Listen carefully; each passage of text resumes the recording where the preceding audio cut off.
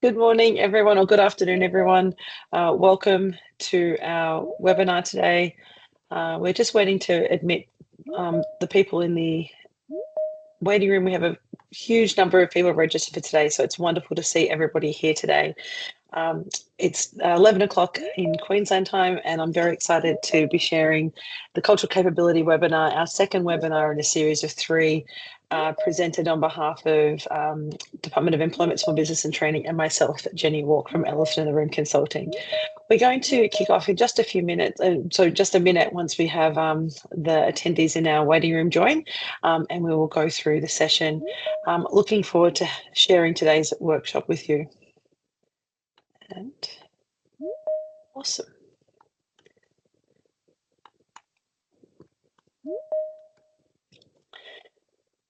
So before we start today's workshop today, I'd just like to acknowledge country. My name is Jenni Walke. I'm a Bundjalung woman from Northern Rivers, New South Wales, proudly living and working on Turrbal Yagara country in southeast Queensland. But I'd like today acknowledge that I'm sitting on Gadigal country. So I want to acknowledge the Gadigal people of the Eora Nation and thank them for the opportunity to present this webinar from Sydney. I also want to pay my respects to traditional custodians of the lands that we're all meeting and coming on today, and pay my respects to elders past, present and emerging. Wherever you are from, I encourage you to also reflect on the traditional custodians and the lands that you're on today. And thank you so much for joining us today. We have a wonderful webinar. This is the second of a series of three. Today's webinar is looking at creating safe and cultural inclusive workplaces. Before we kick off, we're just going to do a little bit of housekeeping for the session. Welcome to everyone who's joined us today. So a little bit of housekeeping to start. As I mentioned, this webinar is presented on behalf of the Queensland Government Department of Employment, Small Business and Training. We're going to run for approximately 45 minutes today. The session will last 45 minutes or so, and it'll be followed by a live Q&A. So we do encourage you to post your questions during the session. For those who haven't used Teams before and posted questions in a webinar like this, you'll see at the very top of your screen a Q&A option, and that will allow you to put in any questions that you would like answered. We will be answering all the questions at the end. So if you have posted a question throughout the webinar, I encourage you to stay on till the end of the session, which is about 45 minutes. We will be able to answer those questions that you've come through. Please note any comments won't be seen. We do have a moderator who'll be posting the questions at the end of the session. As we do build out these the questions for today, we'll actually be building out the Cultural Capability Toolkit as well and providing some additional responses and resources in response to the questions that we have today as well. So we do encourage you to share those. So a little bit of background on why we're here. So the Cultural Capability Toolkit and resource that was developed at the end of 2023 is a resource and guide for small and medium enterprises to build your cultural awareness and support engagement with First Nations people. It also helps you establish culturally safe workplaces for all your employees. So the toolkit is really a guide to help you get started on your cultural safety journey. The objectives of the toolkit are really simple and they're designed to be really practical. So it's about enhancing cultural understanding. So this is about helping businesses like yourself and employees understand the unique perspectives, customs and protocols of First Nations people, and also around engaging and building culturally safe workplaces for all your employees generally. That leads to the second key point, which is around developing inclusive workplaces. So the toolkit is a guide and some resources to help equip you with the knowledge to create culturally safe environments where First Nations and all employees will feel respected and valued for their input and engagement. This also leads to the third point, which is around supporting effective engagement with your employees. So the toolkit provides actionable steps for you and your staff to engage respectfully and meaningfully with First Nations employees and communities, including strategies around recruitment and retention, which we'll actually be talking about in our next webinar next week on the 15th of October. The fourth outcome that we're hoping to achieve through the toolkit is around driving positive outcomes. So we're seeking to encourage organisations like yourself joining webinars like today to integrate cultural diversity into your business practices. So ultimately, this will lead to improved innovation, employee satisfaction, and overall business success. And we see great research and extensive research on that topic and the value of having culturally inclusive and safe workplaces. Most importantly, the toolkit is a practical guide in increasing your cultural capability and awareness and understanding. So it's really not only about helping you support, meet your social responsibilities and contribute to empowering First Nations people, it's about building in environments of inclusivity, respect, and long-term engagement with your employees. So I mentioned next week our final session is on recruitment and selection, but today we're going to talk a little bit deeper around creating cultural, safe and inclusive workplaces. So in this particular webinar today, we're going to talk around 4 key areas. So the first one is around establishing a culturally safe environment, looking at implementing cultural capability in your workplace, and we'll talk about some initiatives that you can do in that area, looking at improving workplace inclusivity more generally, and around navigating common challenges. Now, as I mentioned, the webinar is going to run for another 40 minutes or so and will be followed by Q&A. So we really do encourage you to stay on for the Q&A and ask any questions throughout the session that might come up with each slide that we deliver. So let's get started. So one of the first questions we often get asked is, how do we establish a culturally safe environment? Now, in our first conversation last week or 2 weeks ago, we talked a little bit about cultural safety, but it's important to understand what cultural safety and what a culturally safe environment is. So cultural safety in a First Nations lens is about ensuring that your employees feel respected and valued. That's not just about following policies or having practices, it's about understanding the impact of culture, our background and our experiences, and how that affects us at work. And that's all your individuals, but particularly we're talking today through a First Nations lens. So creating culturally safe environment involves educating yourself and also your team on cultural practices, the values and the histories of First Nations peoples. And this can be done a range of ways. A really simple way is through awareness training and also by reviewing your workplace policies. So when we talk about awareness training, and we're going to talk about that a number of times throughout today's session, to start building your understanding about the background around your background associated with First Nations histories and experiences, perhaps your country that you're on, and learning to understand what the knowledge that your employees are bringing to the workplace. It's also about reviewing policies and practices. So this might be ensuring that your policies include things like cultural business or sorry business or ceremonial commitments that many of your First Nations employees may have. So creating a culturally safe environment is really about ensuring that your workplace actively supports cultural practices and cultural histories of peoples, and it fosters a space where First Nations employees feel that they can bring their whole selves to work. So these really simple techniques around adjusting your HR policies, having a look at cultural safety, looking at cultural business, or even just scheduling a cultural awareness training. And that might be one of the many online providers or having a face-to-face session. And the toolkit that's been provided, that we've developed, actually has a number of resources and links where you can find providers and support for cultural awareness training. That's a really simple way to start building cultural safety within your workplace. When we start to talk about building cultural safety, we want to then move on to fostering inclusivity. And this goes beyond just around having a culturally safe environment for First Nations people. Building cultural capability is really about recognising it's an ongoing process that goes beyond that very first session that you may do. It's actually about making cultural awareness an integral part of how you do your business. So regular training is really important to help all employees understand the cultural context of First Nations colleagues and to also challenge any of those unconscious biases that may exist. And we do understand and know that unconscious bias and racism does exist in organisations. And so building your cultural capability awareness can start addressing things around some of the stereotypes and biases that people may bring to work. Moving beyond just that unconscious bias and racism, we want to understand communication, and having respectful communication is really key to building an inclusive workplace. Cultural diversity and diverse backgrounds can really lead to misinterpretation of nonverbal cues and perhaps differences in professional etiquette and the ways that we show up at work. For example, in many First Nations cultures, silence can be a sign of thoughtfulness and reflection. So it's not about not understanding the answer or not necessarily wanting to engage. It's actually about wanting time to reflect on a response. So avoiding the temptation that we often do to interrupt or fill the pauses in conversation is a really simple way to start building your cultural understanding around respectful communication.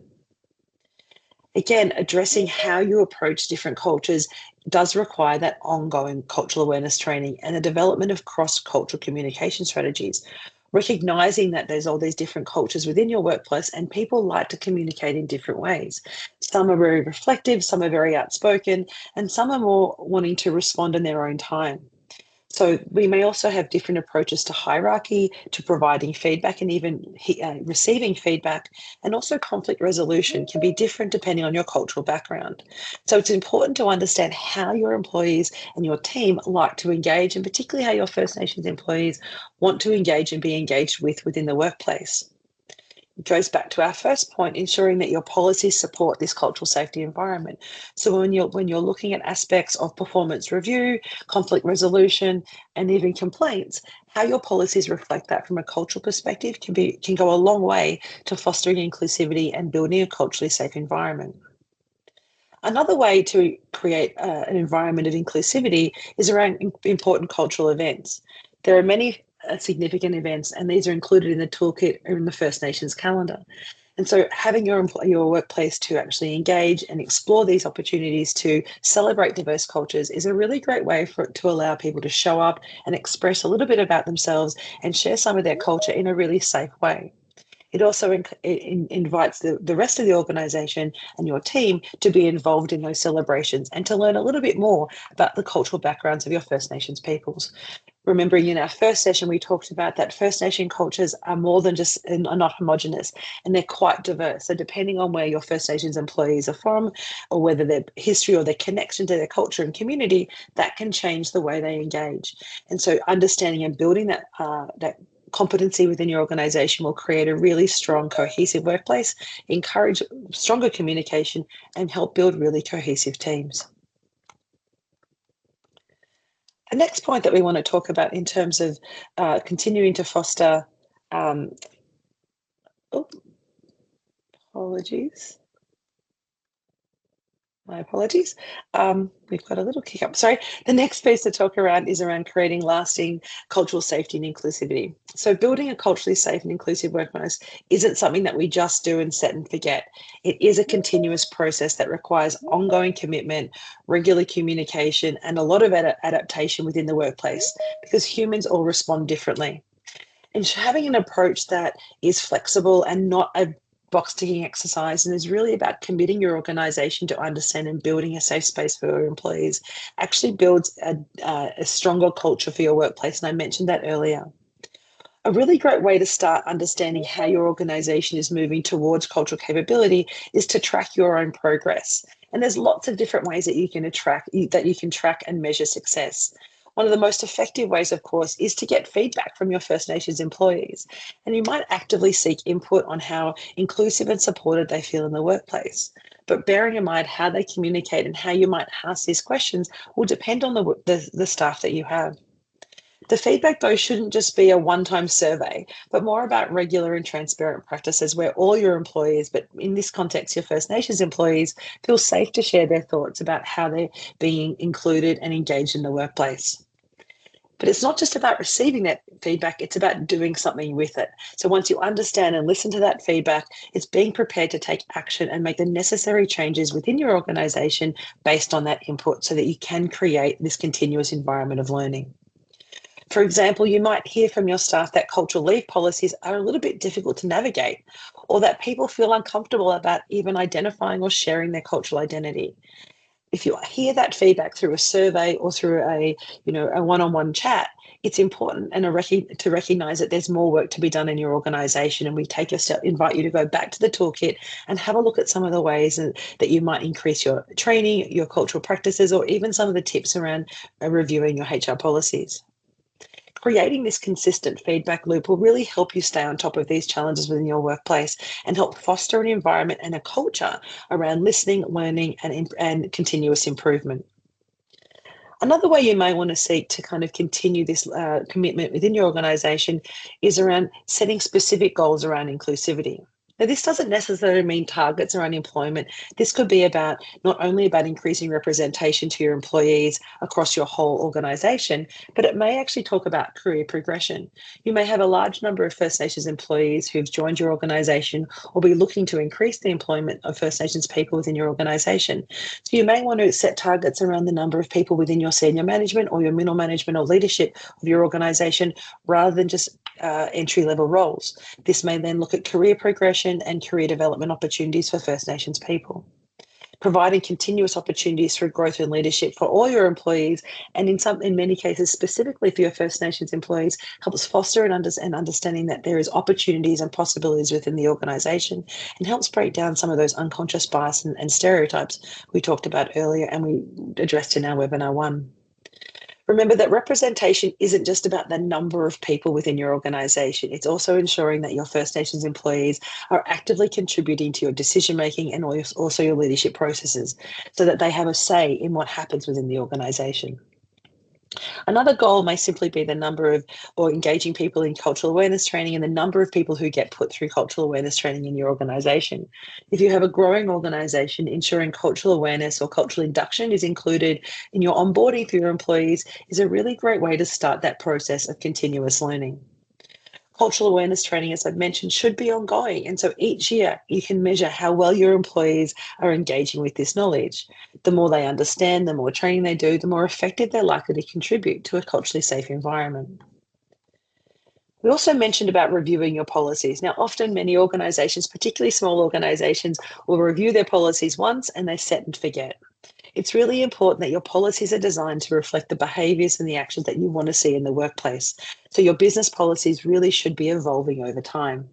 As the world changes, we know that cultures evolve and your employees also may need to shift. The way that you work and what your expectations of them may also change.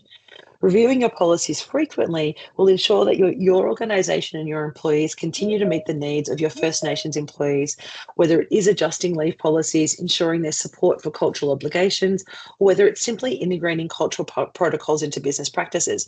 For example, creating a policy around doing acknowledgement of countries or having a welcome to country delivered at major events for your organisation. This is creating an environment, but it's important that your senior leaders are willing to adapt and grow to this changing landscape of inclusivity. So it's important to create a lasting cultural safety environment. We need to have a top-down approach. So your leadership across your whole organisation needs to be involved in these decisions. Regularly reviewing your policies or your practices may also mean actually consulting with your First Nations employees or even community representation, so some of the community or Indigenous communities that you work within, to ensure that your policies and practices are aligning with the community and cultural expectations and needs of the stakeholders that you work with. Policies, as I mentioned, that were effective 5 years ago or even 2 years ago may no longer address emerging cultural and social dynamics. If, for example, you start to work within a new community, then you need to understand what that community expects from you as an organisation. Being open and responsive and willing to revise and adapt where necessary will help build this continuous commitment and create a lasting arrangement of inclusivity. Excuse me. When we talk about fostering inclusivity, one of the key pieces to recognise is that inclusivity, not just in First Nations, but across all diverse cultures, creates stronger workplaces. We know that diversity brings new perspectives, new ideas and solutions, and these are critical for your long-term success. So when you create an environment where all your employees, regardless of their cultural background, feel valued, you're actually promoting engagement and collaboration within your whole organisation. So the diverse experiences of your First Nations employees and all your other diverse employees, when they bring those to the table, it fosters innovation, it fosters collaboration, and fosters greater commitment within your organisation. A lack of cultural safety on the flip side, however, is around when people do not feel comfortable to share their experiences or speak up when something is wrong. And we know that cultural safety isn't just about avoiding discrimination, it's actually about having people being able to express their identity and participate in cultural practice and feel respected. So when we're talking around fostering inclusivity in your workplace, it goes beyond just First Nations people, but we use this as an opportunity to invite you to consider from a First Nations lens and then expand that across your whole organisation.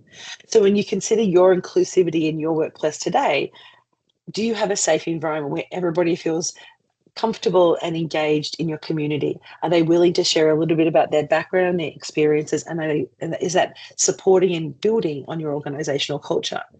And if it's not, what can you do to change to embrace diversity within your organisation?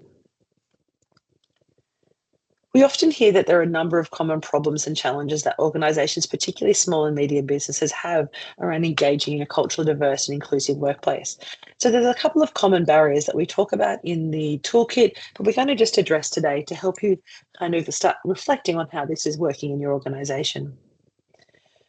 So some of the common obstacles that businesses face is really around, first thing is resistance to change. It's natural for people to feel uncomfortable or a little bit defensive when confronting new ideas, especially around diversity and inclusion. So to overcome this, it's important to create safe spaces where employees feel encouraged to ask questions and express their concerns. And this may be through performance reviews, this may be through yarning circles, as we call them, or sessions where employees come together to share a little bit about their experience in the workplace. In addition to potential bias, though, many employees may be hesitant to adapt some of the new practices, and we see this often when there's major change in organisations. So, especially if these changes are challenging some of your existing beliefs or comfort zones or pushing on that boundary around bias and unconscious bias, it can be challenging for all your employees, both First Nations and not, just want to create this new environment and this culture, this culturally safe space. So it's really important to foster what we like to call a culture of a culture of cultural humility, and that's where employees and leaders alike are really encouraged to reflect on their own biases and to learn from each other and to share those. Now, creating safe spaces to do that, or having facilitated spaces to help you do that, is a really great way to start navigating these common challenges around change and the bias that follows from it. It's important, though, to remember that cultural change does not happen overnight, and it does take time and patience and ongoing dialogue with your employees. And so you may have some great wins and some great successes with many of your employees, but some of them may take a little bit more time to adjust. So recognizing where all your employees are at on their own cultural journey is critical to building an environment where everybody feels safe. Another challenge, as we've talked about before, is unconscious bias or implicit bias. And the key thing about unconscious bias is that many of us don't even know that we have them, but they can influence the way that we act and perceive and behave around others. And these implicit biases can unintentionally influence your decision making, whether it be from your recruitment processes to your promotion or your development processes, or just to the way that you manage your day-to-day employees. So separate from cultural awareness training, training to address unconscious bias and racism specifically is a really key step toward mitigating impact of these biases within your workplaces. And it's important for businesses to embed diversity in their core principles and practices and policies of the organisation, ensuring that bias is actively addressed and that all employees have equal opportunities for growth is critical to creating this safe environment for your staff. One other way outside formal training is to encourage self-reflection from your employees, and that could be done with communications and formal communications from your organisation or your training team, in one-on-one chats with your managers, or team days where your team come together to talk around some of the challenges and the biases they may feel. But it's emphasising that cultural capability or cultural awareness isn't actually about perfection. There is no one right answer for everybody. It's actually just about progress and all of us moving along this journey. One of the third challenges that sort of speaks to that conversation is that this idea that cultural learning and cultural awareness is just a one-off training event. Workshops and webinars like today and the one we're doing in a couple of weeks is about building your cultural capability muscle. It's about sustained cultural competence requires ongoing commitment to training and learning. So whether it's joining or reviewing these webinars that we have, diving into the cultural capability toolkit, or encouraging your organisation to actually engage in formal cultural awareness training, it's about the small steps that you take over time that will create the change and ultimately create a culturally safe space for your staff. Regular training, open discussions, and also those policy reviews, as I mentioned, are really integral in creating that cultural understanding into the everyday operations of the business. And one of the key things that we see, particularly in our work in consulting, is that often people will dive in and do big policies and big changes and then make the assumption that their organisation is now culturally safe. That's just the first step. So it's about what are the small things that we're doing every day to create an environment of continuous improvement and inclusivity, but also building on each discussion throughout the learning and the journey that each of your team are going through. One of the other challenges that many organisations face with First Nations employees is around cultural load. Now, cultural load occurs when First Nations people are really expected to present their entire culture or educate colleagues about First Nations issues. That's encouraging, asking your First Nations employees to ask why things happen in the environment or ask political questions, even in relation to First Nations politics or cultures. It's really important to understand that we don't talk on behalf of all First Nations people. And having that additional burden, especially in the workplace, is actually really hard for many people to manage. It's important to ensure that your First Nations employees know that they're not expected to take on that extra role to be the cultural ambassador for all First Nations people within your workplace. It's important to ask them and invite them to share their knowledge when they want to and when they're ready to, and seek permission for them to do that. And ask them, are they interested and do they have a desire to share their knowledge? Not all First Nations people wish to do that. So to ensure throughout their career, they may not want to do that when they first join your organisation, but through building a culturally safe environment, they may want to do that when they become a leader in your organisation so they can mentor and share their experiences with other people. But again, it's about providing appropriate support and seeking their permission to step up into that role within your organisation. The final piece that we often see in many organisations are systemic barriers. And these systemic challenges, such as we've talked about policies and process, that are inadvertently disadvantaging First Nations employees. And this could range to things like inflexible leave policies that don't talk to cultural leave or business. It could lead to a lack of career development opportunities that reflect cultural needs based on bias around what's required in terms of experience or skills, or it could be simply could be reviewing these with a view of cultural inclusion in mind. Systemic barriers go beyond just cultural awareness training and go to the heart of your organisation as to how you operate and the way that you want to set your organisation up for everybody to feel safe and part of your community. So some of the actionable steps that we want to talk to today for building cultural safety and inclusivity are really key, and we're hoping these really the key points for today.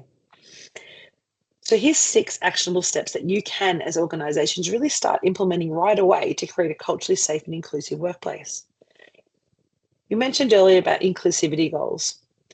So measuring specific and clear targets. Now that might be around number of employees who understand or engage in First Nations cultural days. So it may be around NAIDOC or Reconciliation Week, or it could be Recognising Sorry Day. So to build an inclusive workplace, setting these measurable and specific goals helps you start by asking you to think about what inclusivity means to your business and how do you quantify that? Is it about the number of First Nations employees that you work with? Is it about the engagement with the broader community? Or it could really be around the career progression of your First Nations employees. So are you creating opportunities for First Nations people to be in leadership roles? Are you offering cultural awareness training and coaching for your whole organisation? And how are you actually bringing your leaders and your supervisors into those discussions so they can start sharing that knowledge and be advocates of cultural awareness across your organisation? Simple inclusivity goals we see is around increasing representation. So it might be increasing representation by 1 or 2 staff per year within your organisation, or creating opportunities for First Nations traineeships or apprenticeships. Or it could be around the career progression. So working with your existing employees to ask them if they're interested in becoming leaders within your organisation. Regular reviewing your goals and tracking your progress is a really great way to ensure that you're moving in the right direction, but it is important that they do align with your broader business goals. When we have goals that set aside from your broader business practices, we know that they're not as easily achievable, but they're also not maintained because they don't form part of your core business.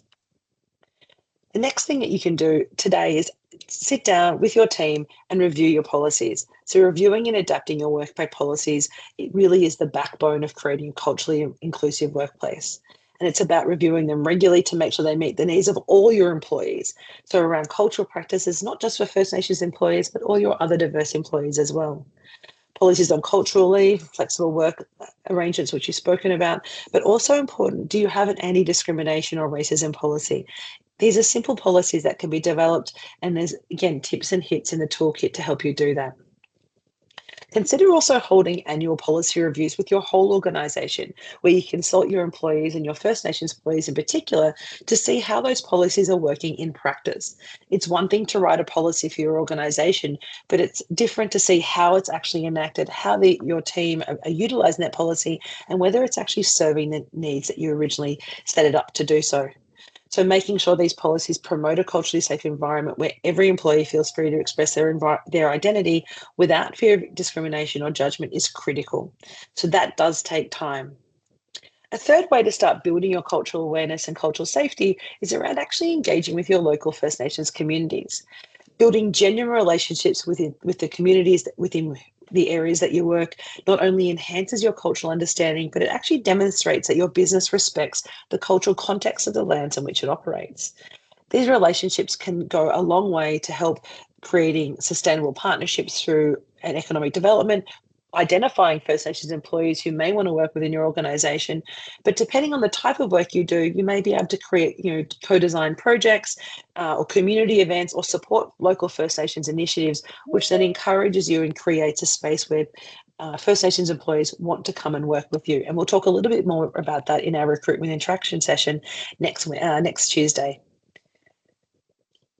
We've talked a lot about cultural awareness training, and there's a lot of different ways you can do cultural awareness training. There's many online portals that you can review, many YouTube videos or movies that you can download to start building your understanding and create team activities where you go through, watch these videos and perhaps share your reflections on them. It isn't something that you do in a single session. It has to be part of an ongoing learning journey, just like these webinars are about building understanding of what the toolkit and how the toolkit can help you. These aspects of cultural awareness needs to be ongoing. Regularly providing access to information is critical, and this may simply be regular communications of links, sharing your employees, encouraging them to look at, having team sessions or toolbox talks where you may address individual aspects or discuss aspects of cultural safety. Inviting internal or external staff to come and help you with that helps build that cultural capability within your organisation and helps create an environment where you can work respectfully and effectively with First Nations colleagues and communities.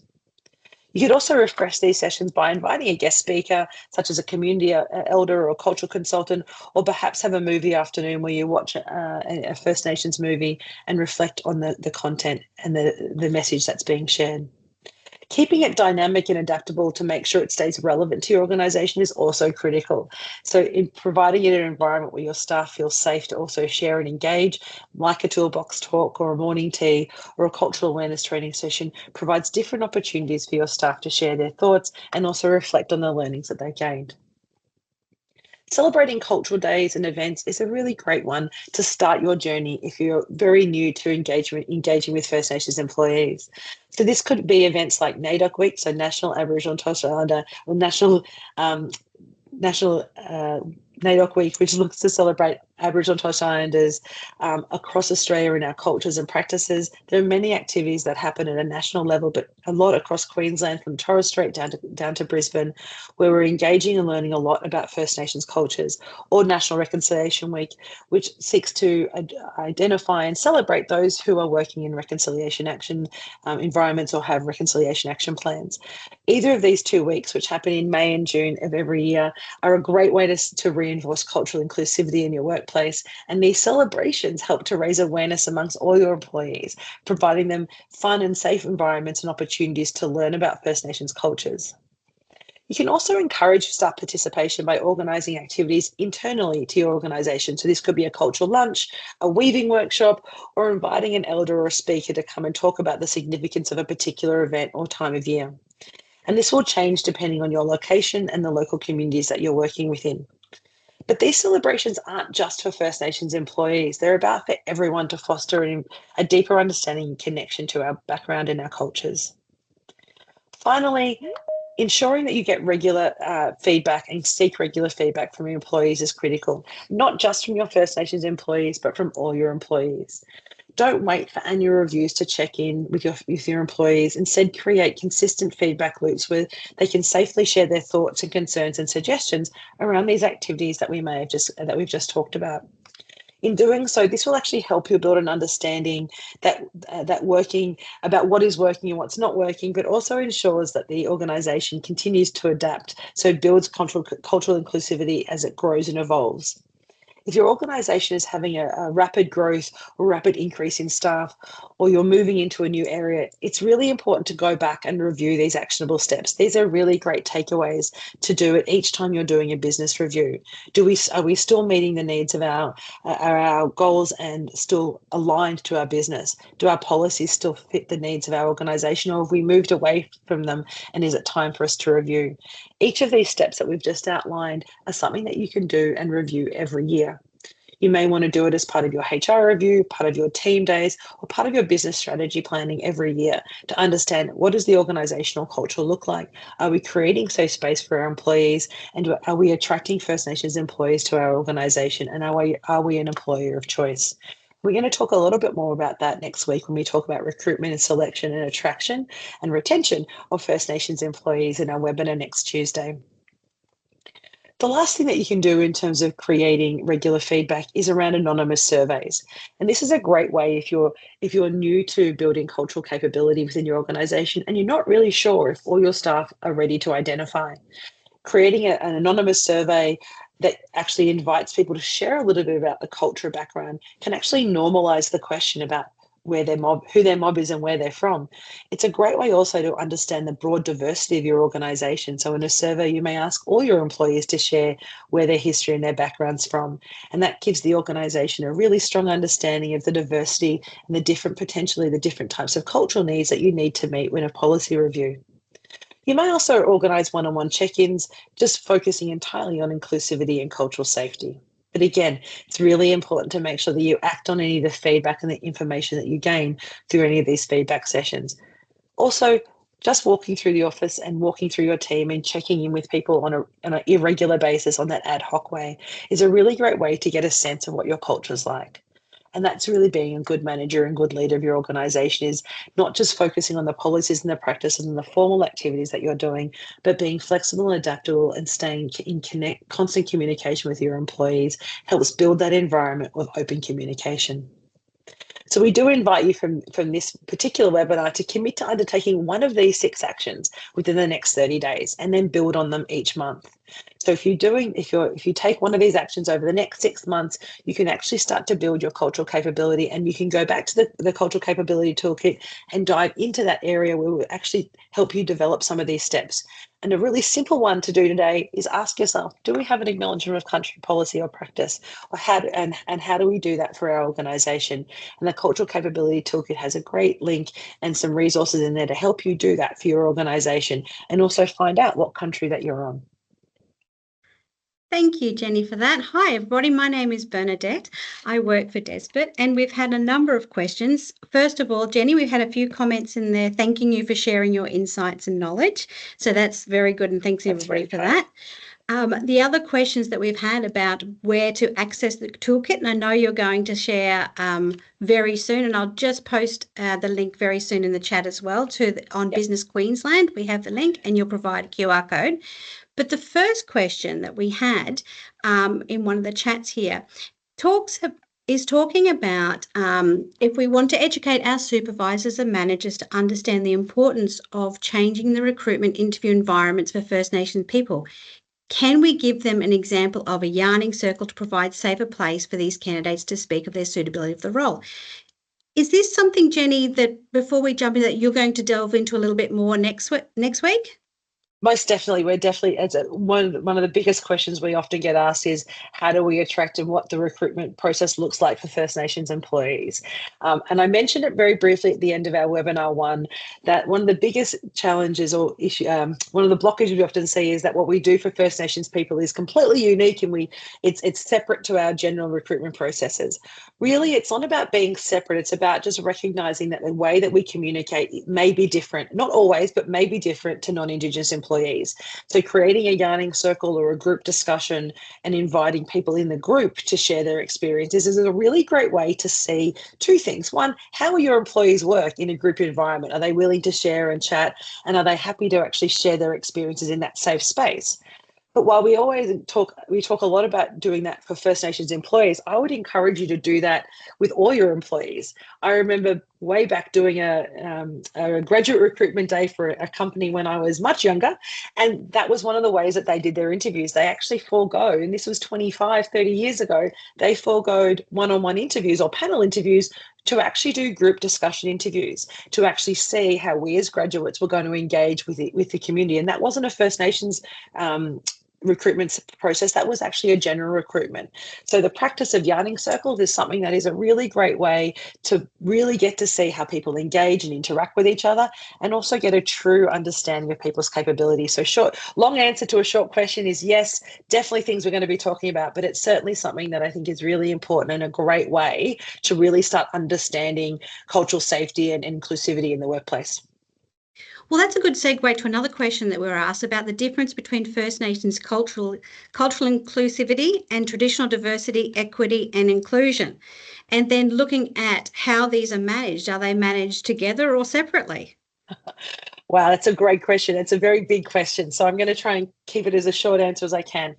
So what's key to recognise is that the histories and the experience of First Nations peoples in Australia are quite different to the diversity targets and the diversity sectors that you've talked about.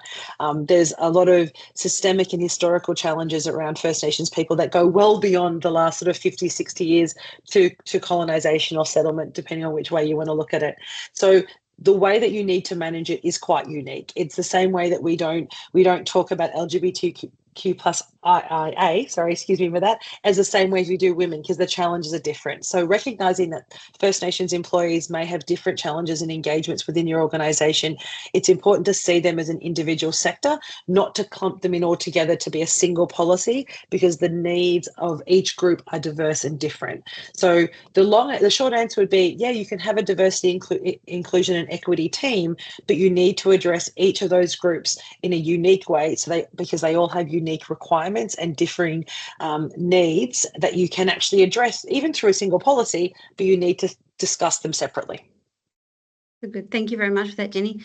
We also had a question about a suite of cultural awareness programs available for Queensland government agencies with options for online and online forms. I think I can address this one just to let people on the webinar know that increasingly we'll be adding different programs and links as they come online to the resource, so anybody looking to navigate or dive into different topics, we can actually direct them further. So we're more than happy to take feedback if we're not addressing any additional programs or resources or things come online. We'd like to add those links in as they are available. Yeah.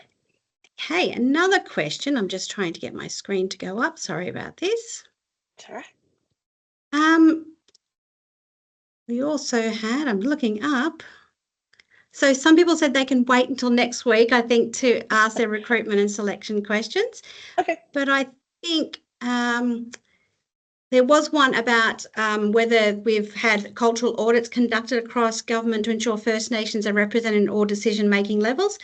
I don't know if you can answer this one, Jenni, because it is something for Queensland government, but there is work underway separately under the Reframing the Relationship. And if people are wanting some information on that, they can definitely look on the Queensland government websites. Yeah. I also know that there are many organisations. To say as an external party, Bern, I would like to just address that to say that from the organisations that we work in, we've been very blessed to work with a number of Queensland departments. There's a really strong focus to ensure that representation and that recruitment employment thing is approach is something front of mind for the organisations we work with, most definitely. And the First Nations training strategy that was developed and put out last year, which is the kind of the precursor to the conversation we're having now, the pathways, is really focused on ensuring not just entry level, but representation across the department. So as an external person who's not within government and not affiliated to government, there is a lot of good work happening in that. The detail, obviously, Kim, we can't talk to, but generally there is a strong focus of it from the Queensland government. Thanks, Jenni.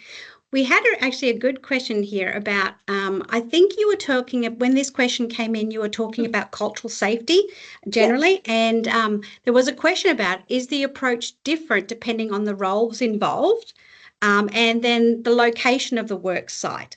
So there was, Queensland is quite a diverse geographically, and different leadership hierarchies within the organisation. Would you like to cover anything further on that? Yeah, I will actually. There's two ways to look at it. There's the principle of cultural safety as I guess, as a core right of all organizations. I often say to the organizations that I work with that if we take the word culture around safety and call it just safety in the workplace and ensuring your workplace is safe for everyone to feel trusted, engaged, connected, and part of the workforce, actually increases trust. So if you have a high safety culture, you have greater trust, greater engagement, and higher discretionary effort within your organization, which actually has a better production outcome for your organization. So we often focus on safety from a universal perspective. When you add the term, so that is across all levels of the organization, from CEO down to your very frontline employees. So we talk about safety in that respect. I invite you to, when you think of cultural safety, in exactly the same way. So when we have cultural safety across your organization, again, that discretionary effort and trust is greater. We have greater connection and teamwork and better collaboration because everybody feels like they're walking towards the same song. They all feel protected and safe within the workplace to show up and I guess, give their whole selves to work. So if we're thinking about that from a principal perspective, you want that at your front line all the way through to your CEO because you and every leader therein.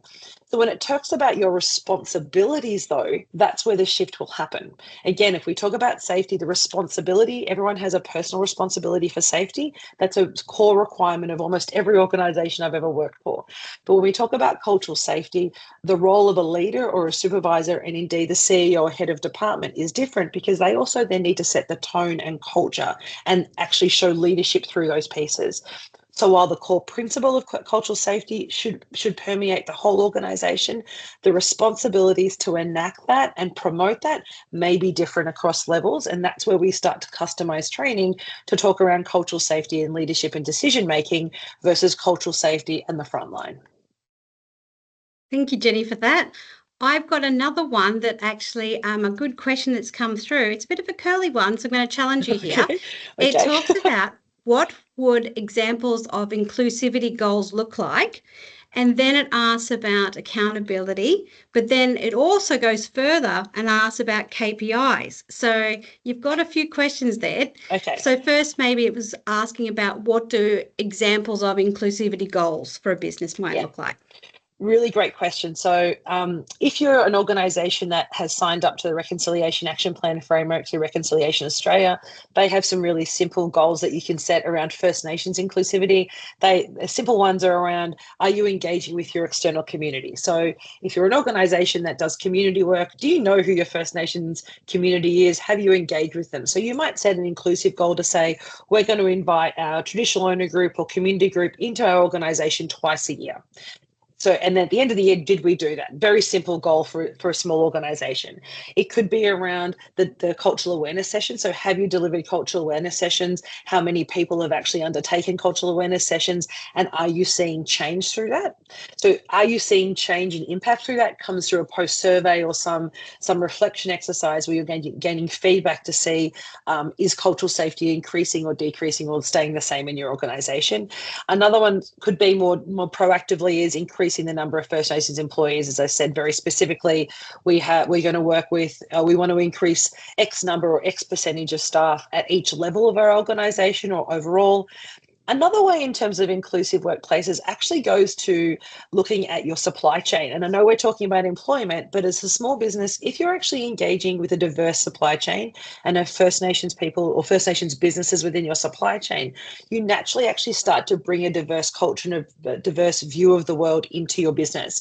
So that might be your suppliers or supply chain from equipment or services, because they're starting to bring a different conversation into your organization. So in terms of different metrics or measures, it depends on your priorities. I would say if your priority is around business growth and you're expanding, employment is a really great place to start, supported by cultural awareness. If it's actually looking at about expanding your business offerings or you're moving into, larger contracts, then it might be around First Nations inclusion in your supply chain. So the most important thing, and I think this probably goes to that KPI piece as well, it's ensuring that it aligns with your business strategy and your focus, but also then are achievable. So if you're new to this, set small goals. Don't set a large goal that you know you're not going to achieve. The best way to build engagement with cultural awareness is to start little baby steps and build that connection. And then when you start to feel more confident, make the goals a bit bigger and stretch yourself a little bit until your organization is entirely on board. So the answer is probably the first and a little bit of the last question, but the second question, can I ask you to repeat? So that's related to, sorry, I'm going down. No, that's okay. So it really went to about how do you ensure these are accountable and owned by leadership, which you did touch on a little bit earlier. Yeah, I think in terms of ownership and accountability, the old adage, what gets measured gets done, is really important here. So if you want your leadership to be accountable for this work, then you need to actually put it somewhere into their personal KPIs, not just business KPIs. So as a leader, you might have a requirement to say, we want to build a particular culture of cultural safety. And so what does that mean to the organization? That might mean for the organization that each team needs to deliver or engage in one cultural activity or one cultural awareness activity every quarter or twice a year, for example. And then it's the leader's responsibility to decide what that cultural activity may look like for their team. And so then they become personally accountable of engaging and having that conversation rather than leaving it to HR or DEI, who we often do. It's not my responsibility. It's diversity inclusion. They're going to do that, not me. Actually say to the leader, you've got a team of 100 people or 50 people or even 5 people. What are you doing each year to build your own cultural safety within your team? If you have 1 or 2 teams doing that and then all the managers and all the leaders are accountable for delivering something, you suddenly have a culture of inclusivity and a conversation and engagement that happens naturally because they're being measured on it from their own KPIs. Thanks, Jenni, for that. We did have another one that was a very broad question as well, and it talked about how can you ensure consistent cascading of messages reaching all corners of the agency, whether it's in various areas of the state or there is a very large organisation. So I guess this goes to that question about how do you get messages out there and the consistency of messages. Yeah, it's a really, really important question, and thank you for asking it. Consistency to me, I mean, I often say around when we're strong business, whether a government or small business, is around consistent process and building the right habits, right? It's building the right habit muscle or cultural muscle. And so what that might look like is creating a sequence of communications that are consistent across the whole organization. But that starts, and again, goes back to my last point around leadership. So if you've got an organization, I think in the note, the question was that, 12,000 plus people across an organization, how many of those are leaders? So let's start with your leadership cohort, and you need to do leadership at all levels, recognizing that you might have supervisors, frontline leaders, project managers, band 1 leaders, right through to CEO, whether it's government or corporate.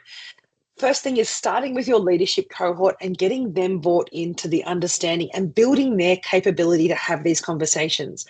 While you may need someone external to come in and start building your cultural understanding, many of the conversations that we're really wanting to encourage around cultural inclusivity, First Nations cultures, can be led by the leaders of your organization. You don't need an external person to have all of those conversations all of the time.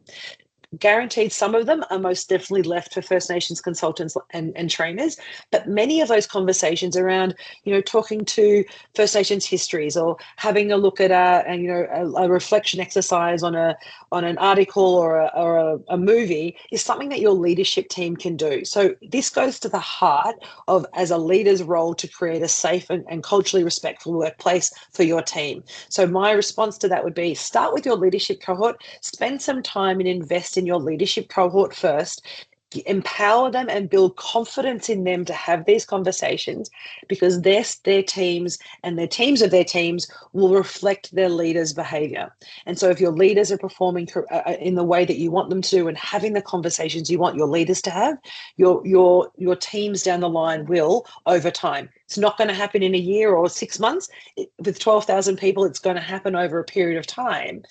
But if we take out that leadership cohort, start there, and then actively promote that sets those KPIs and accountability for them to build that workplace and that culture, you'll start to see that change and build cultural safety over time.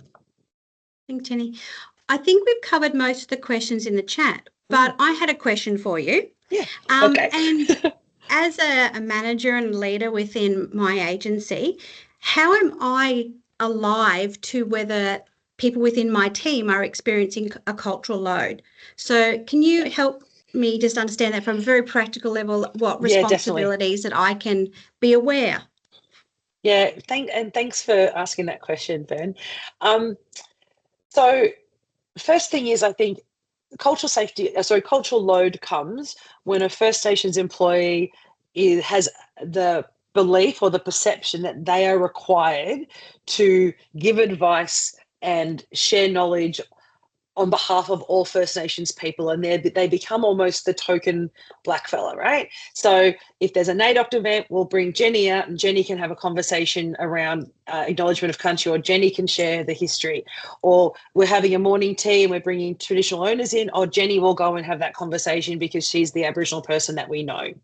So while that might be nice and fun occasionally, if Jenni or I have a whole workload that I have to do, I'm now having to manage my own workload and all these additional responsibilities that I haven't been asked to deliver, that I'm basically feel obliged to deliver.